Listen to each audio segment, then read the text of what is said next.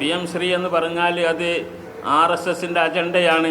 കുട്ടികളെയൊക്കെ അത് പഠിപ്പിച്ചാൽ നമ്മുടെ നാട് ആകെ കുട്ടിച്ചോറാകും.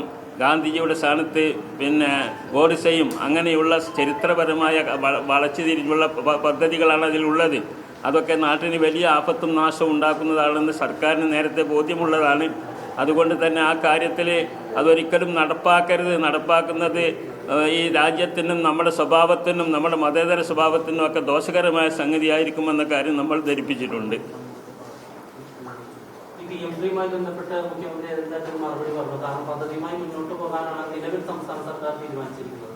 അതിൽ കുറച്ച് രാഷ്ട്രീയമായ കളികളൊക്കെ ഉണ്ട്.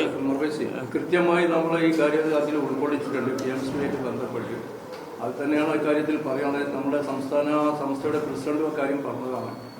അതതിൽ നിങ്ങൾക്ക് ചൂണ്ടിക്കാണിച്ച് തന്നിട്ടുണ്ടാവില്ല വിഷയം അത് നമ്മളെ കൊടുത്ത നിവേദനത്തിൽ അത് പൂർണ്ണമായിട്ട് എഴുതിയിട്ടുണ്ട്. ഇത്തരം കാര്യങ്ങളൊക്കെ ഉണ്ട്. അതെല്ലാം ഡീറ്റെയിൽസ് അതിലുണ്ട്.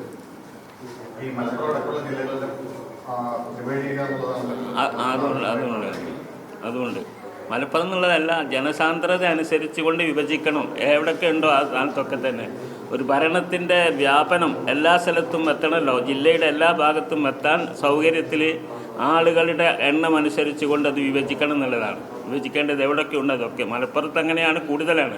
മലപ്പുറത്ത് മറ്റുള്ള ജില്ലകളെ അപേക്ഷിച്ച് വളരെ കൂടുതലാണെന്ന് ചൂണ്ടിക്കാണിച്ചതാണ്.